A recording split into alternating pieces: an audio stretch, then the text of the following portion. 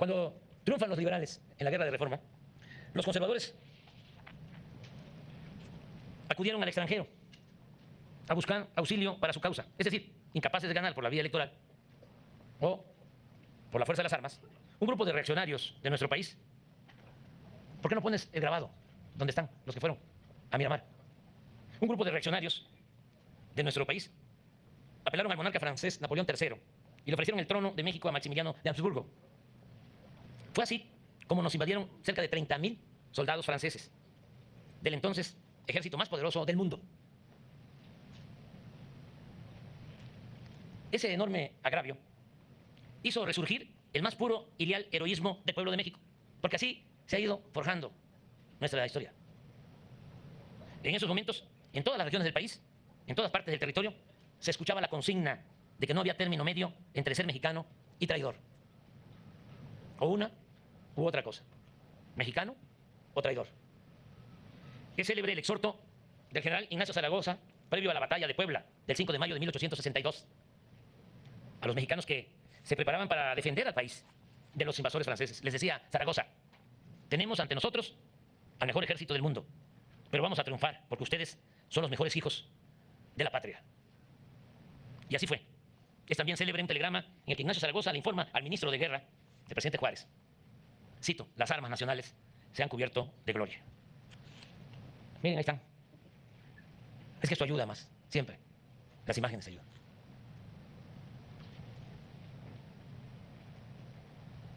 Esta batalla, la de Puebla, y otras, como el heroico sitio de Puebla, que se llevó a cabo posteriormente, permitieron a Juárez ganar tiempo y preparar la retirada al norte para mantener en alto la dignidad de la República. A mediados de 1863, ante la imposibilidad de defender la Ciudad de México, la capital de la República, Juárez salió acompañado por los integrantes de su gabinete y un pequeño equipo de gobierno, resguardado apenas por un piquete de medio centenar de efectivos, 50 soldados. En el sencillo carruaje del mandatario viajaban los integrantes de su familia, empezando por su esposa Margarita, que estaba embarazada, y en otros carros iban los archivos de la República, indispensables para que el gobierno siguiera funcionando. Juárez sale a su peregrinar a la defensa de la República y entra Maximiliano. Y cuando llega Maximiliano, estos reaccionarios lo reciben con fiesta en la Ciudad de México. Toda la aristocracia de ese entonces. Pero la carga más valiosa de esa pequeña caravana era intangible. Era la dignidad nacional. Fue la dignidad la que convirtió la huida en resistencia, la debilidad material en fortaleza moral y la inferioridad en medios militares en la superioridad de la razón. Fue la dignidad la que convirtió en un ejemplo mundial la lucha del pueblo de México por su territorio, por sus instituciones republicanas, por su autodeterminación y por su soberanía. No es metafórico decir que el pequeño grupo que peregrinó por Dolores Hidalgo, Guanajuato, San Luis Potosí, Monterrey, Saltillo, Santa Rosa, hoy Gómez Palacio, Durango, la capital de Chihuahua, y acabó literalmente orillado en Paso del Norte, hoy Ciudad Juárez, llevaba consigo a la República.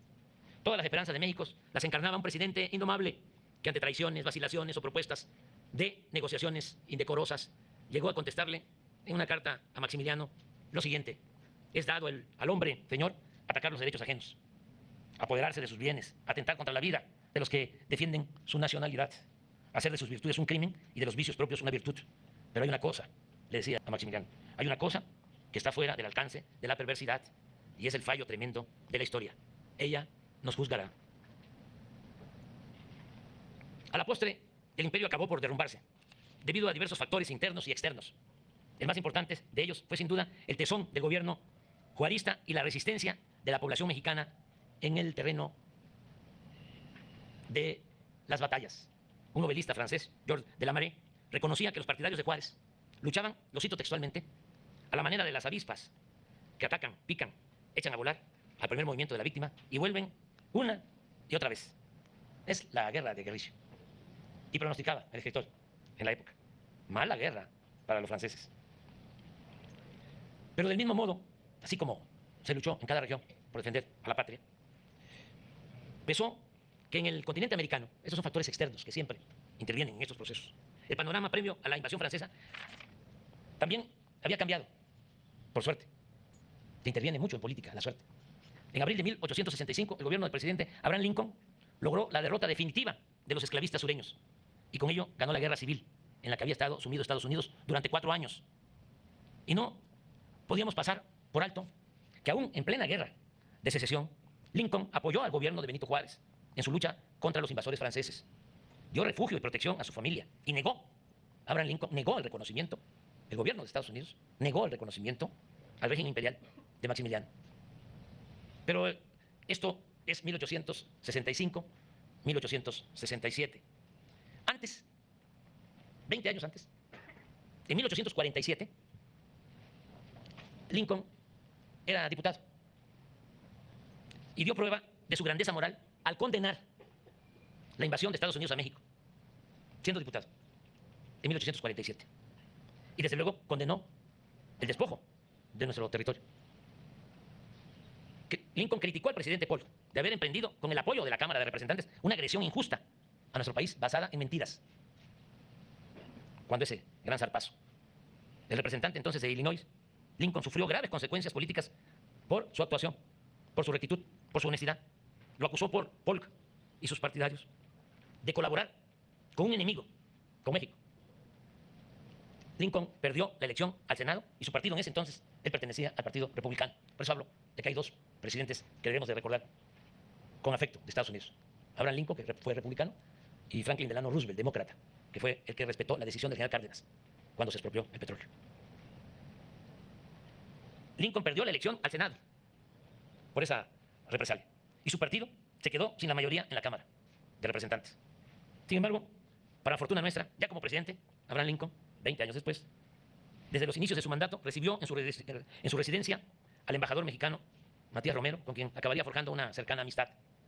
El presidente Benito Juárez y el presidente Lincoln, gigantes de la historia, abrazaron causas simultáneas y semejantes por la integridad de sus respectivos países, por la defensa de la legalidad y la justicia y por la dignidad de los seres humanos. Siendo ambos partidarios de la paz, tuvieron que escoger la guerra como el mal menor. Ambos enfrentaron situaciones críticas entrelazadas y las superaron con la fuerza enorme del apego a los principios. El apego a los principios. Si hay que optar